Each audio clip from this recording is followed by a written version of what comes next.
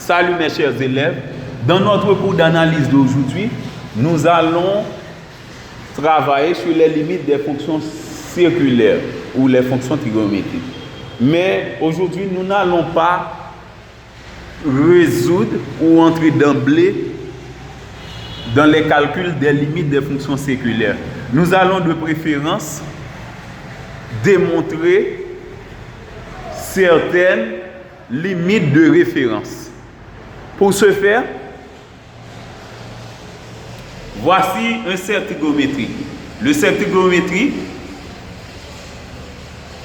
il y a un angle aigu X. Dans le cercle trigonométrique, il y a un angle aigu X suivant l'orientation du cercle trigonométrique. Il y a O, le centre du cercle. Il y a OP. Il y a M, un point du cercle. OM, le rayon du cercle trigonométrique. OP, c'est l'abscisse du point M. MP ou OQ, c'est l'ordonnée du point M. QMOP, l'abscisse du point M. PMOQ, l'ordonnée du point M. On a directement un parallélogramme ou plus précisément, un rectangle OPMQ. Ok? AT, c'est la tangente au cercle trigonométrique au point A. Et OA, c'est un rayon. Ok? C'est un rayon du cercle trigonométrique. C'est pourquoi OA est perpendiculaire à AT. Ok, dans ce cercle trigonométrique, on a trois surfaces. Il y a la première surface, c'est l'aire du triangle OMP. La deuxième surface, c'est l'aire délimitée par l'arc AM. La troisième surface, c'est l'aire du triangle OTA. Ok? Eh bien, on a bien appris que dans tout triangle rectangle, l'aire c'est base multipliée par hauteur divisée par 2. La base c'est OP. Dans le triangle OMP, la base c'est OP parce que A1 c'est l'aire du triangle OMP. Eh bien, la base du triangle OMP, on peut prendre OP et pour hauteur MP. Pourquoi? Parce que normalement, puisque OPMQ c'est un rectangle, eh bien OM est une diagonale de ce rectangle. Eh bien, cette diagonale-là partage le rectangle en deux triangles rectangles. OPM est un triangle rectangle. Et ce triangle rectangle est rectangle en P. Ok, nécessairement. C'est un théorème parce que le rectangle OPMQ étant un rectangle, eh bien, nécessairement, OPM est un triangle rectangle en P. Et c'est pourquoi OP et MP sont les côtés de l'angle droit. Ok, l'un est la base, l'autre est la hauteur. Ok, maintenant, OP représente l'abscisse du point M. Donc, c'est cos X. Ok, MP, c'est l'ordonnée du point M. C'est sin X. On pourrait faire ça d'une autre façon en appliquant la formule trigonométrique dans un triangle rectangle. Ok, donc, le cosinus de l'angle X, c'est côté adjacent sur hypoténuse. C'est OP sur OM. L'hypoténuse, c'est OM. OM, c'est le rayon qui donne 1. Donc, cos X donne OP sur 1. Donc, cos X est égal à OP. Sin X, c'est côté opposé sur hypoténuse. C'est MP sur OM. MP sur 1. Donc, sin X est égal à MP. Donc, A1 est égal à cos X sur sin X sur 2. En remplaçant OP et MP par leur valeur. Maintenant, pour l'aire délimitée par l'arc AM, on l'appelle A2. Ok? L'aire délimitée par l'arc AM, appelant A2, pour trouver cette formule, ou pour trouver cette valeur, eh bien, il suffit d'appliquer cette formule, c'est rayon au carré, multiplié par la mesure de l'arc, divisé par 2. Donc, pour trouver la surface délimitée par tout arc, il suffit d'appliquer cette formule, rayon au carré, multiplié par la mesure de l'arc, divisé par 2. Eh bien, dans le cercle trigonométrique, le rayon vaut toujours 1. Ok? Le rayon peut être soit OM ou OA, parce que c'est l'arc AM. Ou bien, ça donne 1 au carré. multiplié par la mesure de l'arc. Voici l'arc AM. Eh bien, on a appris que l'angle au centre vaut la même mesure que l'arc intercepté. Eh bien, l'arc intercepté, eh bien, voici l'angle au centre, c'est X. Eh bien, X et AM, le petit arc AM et X ont la même mesure. C'est pourquoi je remplace la mesure de l'arc par X. Eh bien, on a 1 au carré par X qui donne X sur 2. Ok, voilà, A2 donne X sur 2. Ok, maintenant pour A3, c'est l'aire du triangle OTA. Ok, suivant les explications, on a déjà prouvé que le triangle OTA est rectangle en A. Ok, parce que normalement, c'est la tangente en A au cercle trigonométrique. Eh bien, le rayon OA est donc perpendiculaire à AT. Eh bien, le triangle OTA est rectangle en A. Eh bien, puisque le triangle OTA est rectangle en A, eh bien, on peut directement passer avec cette formule, c'est base par hauteur divisé par 2. On prend pour base OA et pour hauteur AT. C'est pourquoi A3 donne OA par AT sur 2. Maintenant, contrairement dans les autres cas, les hypoténuses, dans le cadre du triangle OMP, l'hypoténuse était OM, qui était le rayon du cercle, mais dans ce cas, l'hypoténuse n'est pas le rayon du cercle. L'hypoténuse est supérieure au rayon du cercle. C'est seulement OA qui est le rayon du cercle, mais qui n'est pas l'hypoténuse. Eh bien, on peut remarquer, il y a deux côtés connus. C'est AT, c'est le côté qu'on cherche, et OA qui est le rayon du cercle. Eh bien, on a, suivant l'angle X, on a le côté opposé, on a le côté adjacent. Lorsqu'on connaît le côté opposé ou le côté adjacent, on peut prendre soit la tangente ou la cotangente. Je prends la tangente de l'angle X, c'est le côté opposé sur le côté adjacent. Côté opposé, c'est AT sur OA. Or, OA, c'est le rayon qui donne 1. Donc, tangente X donne AT. C'est pourquoi AT est égal à tangente X. Maintenant, si on revient à cette formule, on remplace OA par sa valeur, c'est 1. Et puis AT par sa valeur, tangente X. Donc, A3 donne tangente X sur 2.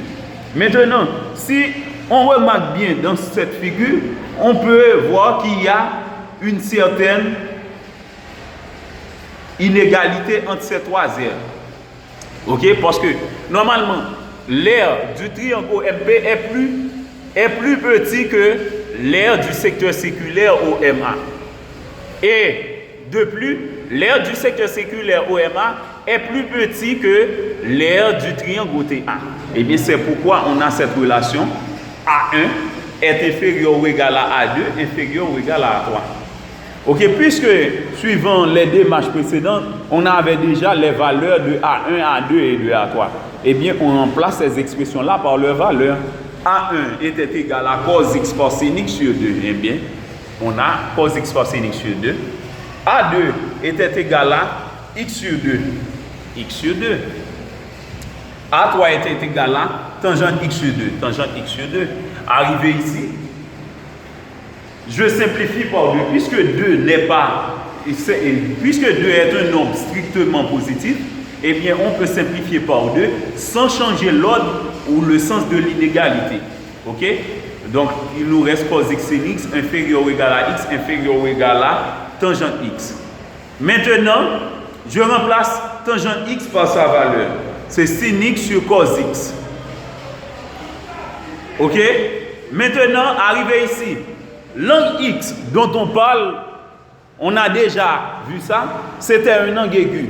On a bien appris que dans un triangle, bon, peu importe l'angle aigu, ok, dans un cercle trigonométrique ou dans le cercle trigonométrique, le sinus d'un angle aigu est toujours un nombre strictement positif, ok?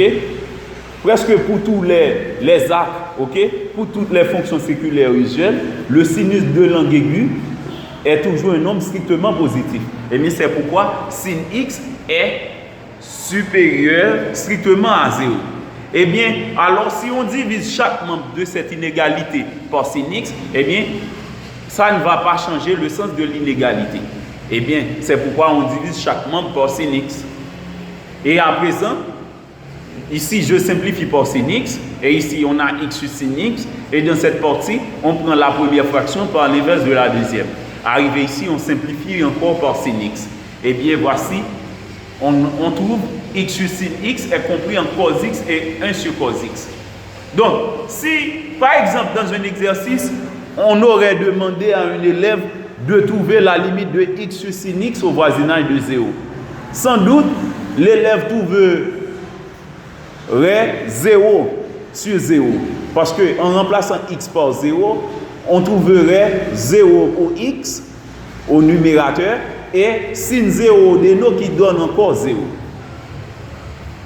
Ok? Eh bien, puisqu'on ignore la valeur de 0 sur 0, parce que c'est une forme indéterminée, eh bien, à partir de cette inégalité, on va pouvoir trouver la limite de x sur sin x, ok, suivant un théorème portant le nom de théorème de Gendam. Ok, lorsqu'on ne peut pas calculer la limite d'une fonction, et on ne peut pas, lorsqu'on ne peut pas déterminer la limite d'une fonction directement, et on ne peut pas simplifier pour lever cette indétermination, parfois on pourrait encadrer cette fonction, c'est-à-dire donner une inégalité.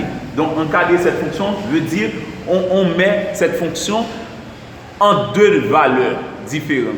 Par exemple, ici, x sur sin x est compris en cos x et 1 sur cos x. Là, je cherche un encadrement de x sur sin x. Et bien, suivant le théorème de Gendam, je vais calculer la limite de cos x et de 1 sur cos x au voisinage de 0. Eh bien, je prends la limite de chaque membre au voisinage de 0. Ok? Maintenant, la limite de cos x au voisinage de 0, ça donne cos 0. Et la limite de 1 sur cos x au voisinage de 0 donne 1 sur cos 0. Donc, cos 0, suivant le tableau résumant les images des arcs remarquables par les fonctions séculaires usuelles, cos 0 donne 1. Eh bien, on a 1 sur 1. Donc, on remarque que la limite de x sur sin x au voisinage de 0 est comprise en 1 et 1. Eh bien, c'est pourquoi la limite de x sur sin x au voisinage de 0 donne 1. Maintenant, dire que la limite de x sur sin x au voisinage de 0 donne 1, c'est dire que x et sin x au voisinage de 0 sont équivalents. Ok?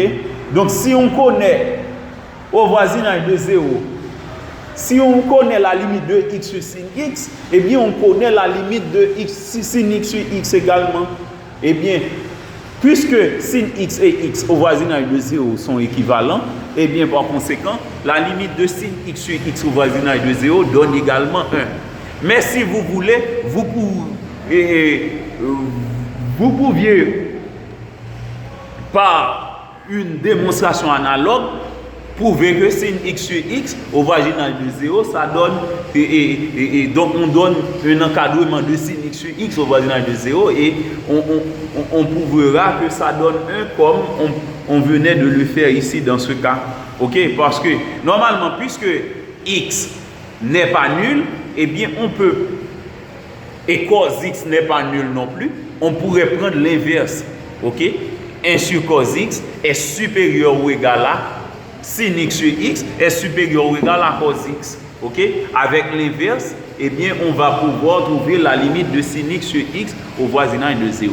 Donc, ce serait la même chose. Mais cependant, si on connaît la limite de x sur sin x quand x tend vers 0, eh bien, on connaît directement la limite de sin x sur x quand x tend vers 0. Parce que les deux se valent. Ok? Donc, si vous avez des questions à me poser, vous pouvez le faire sur mon compte Facebook. Merci et bonne journée.